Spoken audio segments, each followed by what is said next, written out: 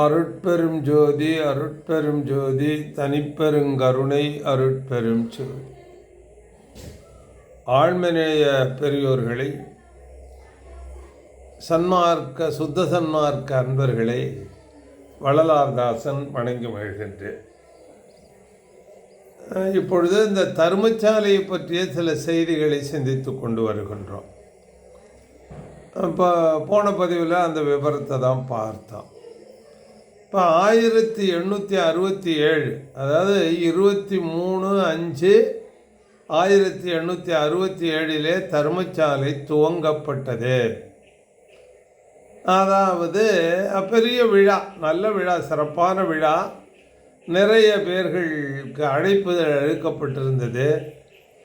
சாதுக்களும் சங்கத்தை சார்ந்தவர்களும் ஆன்மீக பெரியோர்களும் ஆர்வலர்களும் ஐயாவிடம் அன்பு கொண்டவர்களும் பலரும் வந்திருந்து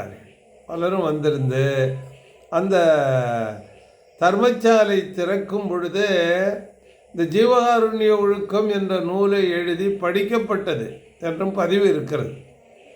இந்த ஜீவகாருண்ய ஒழுக்கம் என்ற இப்பொழுது உரைநடையிலே ஒரு 3 பகுதிகளாக இருக்கிறது. அது அந்த தர்மசாலை துவங்கிய அன்று படிக்கப்பட்டது. அதோடு இன்னொரு நிகழ்வும் அங்கே நடந்தது. ஐயா அதுவரை பாடிய பாடல்களின் பாடல் தொகுப்பு அருட்பா என்று முதல் 4 திருமுறைகளும் வெளியிடப்பட்டது தர்மசாலை துவங்க நாளிலேயே. இதெல்லாம் தர்மசாலை துவங்கிற நாளிலே நடந்த சிறப்பு நிகழ்வுகள் இதெல்லாம் நடந்தன. அதனால் அன்று துவங்கிய தர்மசாலை இன்று வரை எந்தவித குறைவும் இல்லாமல் அதன் நிகழ்வுகள் தொடர்ந்து நடந்து கொண்டே இருக்கிறது. ஒரு நாளைக்கு ஒரு நாள் கூட தான் அது வளர்கிறது. அந்த உணவளித்தல் என்ற நிலை நிறைய வளர்ந்துக்கிட்டே இருக்கு. ஒரு குறிப்பை நாம் இந்த இடத்துல உங்களுக்கு சொல்ல வேண்டியிருக்கிறது. யார் தர்மசாலை ஆரம்பித்தாலும் சரி, எங்கே ஆரம்பித்தாலும் சரி, அவர்களுக்கு அந்த தர்மசாலை ஆரம்பித்தது தொய்வின்றி ஒரு நாளும் தடைபடாத அருட்சக்தியினால் நடந்து கொண்டிருக்கிறது. சரி, நீங்கள் கண்கூட தர்மம் காஞ்சி காய்ச்சி ஊற்றுறவங்க, சாப்பாடு போடுறவங்கள கேட்டு பாருங்க, தெரியும். நாளைக்கு எப்படி அரிசி இருக்க போகுதுன்னு தெரியாமல் இருந்தாலும் நாளைக்கு கரெக்டாக வந்துடும். அது அருட்சக்தியினுடைய செயலினாலே இப்பொழுது வடலூர் இருக்கிற தர்மசாலையும் அப்படி தான் நடக்குது. அன்பர்கள் ஆங்காங்கே ஏற்படுத்தி தர்மசாலை என்ற நிலையிலே தர்மம் செய்து கொண்டிருப்பதும் அந்த நிலையிலே தான் நடந்து கொண்டிருக்கிறது. யாரும் ஆரம்பித்து மூடியில்லை. அது தொடர்ந்து நடப்பதற்கு எல்லா விதமான ஏதுக்களும் நிகழ்வுகளும் சௌரியங்களும் பொருட்களும் தொடர்ந்து கிடைச்சிக்கிட்டே இருக்கும். அது அருட்சக்தியின் விளைவு. அந்த அருட்சக்தியினால தான் வடலூர்லேயும் இன்னமும் அதுபோல் நடந்துக்கிட்டு இருக்குன்னு நான் நினைக்கிறேன். இது ஒரு குறிப்புக்காக சொன்னேன். நீங்கள் ஆய்வில் எடுத்துக்கொண்டு பார்க்கலாம். யார் அவங்க எப்படிப்பட்டவங்கன்னா பிரச்சனை இல்லை. அவங்க எதுக்காக செஞ்சாலும் செய்யலாம், அதை பற்றியும் பிரச்சனை இல்லை. ஆனால் நிகழ்வு தொடர்ந்து அறுபடாமல் நடந்து கொண்டிருக்கும். இதுவரை நாம் கண்ட உண்மை. ஆகையினாலே அந்த தர்மசாலையை ஐயா துவங்கி வைத்தார்கள். அதுக்குள்ள ஏற்பாடுகள்லாம் இதுவரை நடக்க ஆரம்பிச்சிட்டு அன்பர்கள் அதில் ஈடுபாட்டோடு இருந்து கவனித்து கொண்டார்கள். பொருட்கள்லாம் அது பாட்டுக்கும் வந்துக்கிட்டே இருக்குது. அதுக்கு வேண்டிய உணவுப் பொருள்கள் எல்லாம் வந்து கொண்டே இருந்தது. அதில் நிகழ்வுகள்லாம் பத்தாவதுக்கெல்லாம் ஒரு நாள் திடீர்னு வண்டியில் வந்து இறங்கினதெல்லாம் செய்திகள் இருக்கின்றன, வரலாற்று செய்திகள் இருக்கின்றன.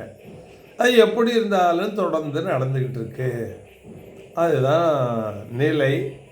ஆனால் ஒன்றை நாம் இதில் சிந்திக்க வேண்டும். இந்த தர்மசாலை என்பது ஐயா இது மாதிரி எங்கே பார்த்தாலும் தர்மசாலை நடக்கணும் என்ற நோக்கத்தில் செய்தார்களா, இல்லை ஒவ்வொரு சன்மார்க்கையும் தர்மசாலையாக இருக்க வேண்டும் என்று காட்டுவதற்காக இதை செய்தார்களா என்பதை உங்கள் ஆய்வுக்கு நான் விட்டேன். என்னுடைய நிலைப்பாடு என்னென்னா, ஒவ்வொரு சன்மார்க்கியும் தர்மசாலையாக இருக்க வேண்டும்.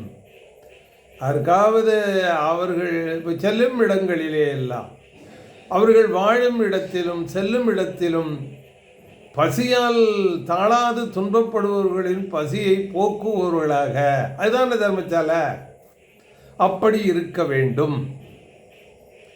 ஒரு இடத்துல டிக்ளேர் பண்ணி ஒரு இடத்துல சமைச்சு போடுறேன் தானே, ஒரு 40 பேருக்கு போடுறேன், 50 பேருக்கு போடுறேன்னா அது 100 பேருக்கு போடுறேன், 200 பேருக்கு போடுறேன், 500 பேருக்கு போடுறேன்னு வளர்ந்து கொண்டே தான் இருக்கும். அது ஒரு முடிவுக்கே நிறுத்தவெல்லாம் முடியாது. அது புலிவாலை பிடிச்சது மாதிரி ஆரம்பிச்சிடும்னா செஞ்சுக்கிட்டே தான் இருக்கணும். ஏன்னா அது சாப்பாட்டு விஷயம். நேற்று செஞ்சுவிட்டு இன்றைக்கி செய்யாமல் இருக்க முடியாது. நேற்று கொடுத்ததை நம்பி இன்றைக்கி சில பேர் வருவாங்க. முடிஞ்சவங்களும் வருவாங்க, முடியாதவங்களும் வருவாங்க. அதனால் அதை நிறுத்த முடியாது. அது அருட்சக்தி நிகழால் நிகழ்ந்து கொண்டே இருக்கும். ஆனால் ஒவ்வொரு சன்மார்க்கையும் தர்மசாலையாக இருந்தால் அது ஆங்காங்கே நிகழ்ந்து கொண்டே இருக்கும்.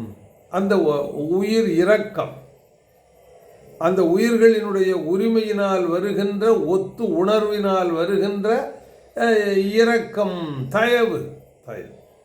அதனால் ஒவ்வொரு மனிதனும் தர்மசாலையாக இருக்க வேண்டும் என்ற நோக்கத்தில்தான் ஐயா அவர்கள் இந்த தர்மசாலையிலே புறமுகத்தில் தோற்றுவித்தார்கள் என்பதை இந்த நிலையில் சுட்டி அடுத்த பதிவுக்கு போவோம்.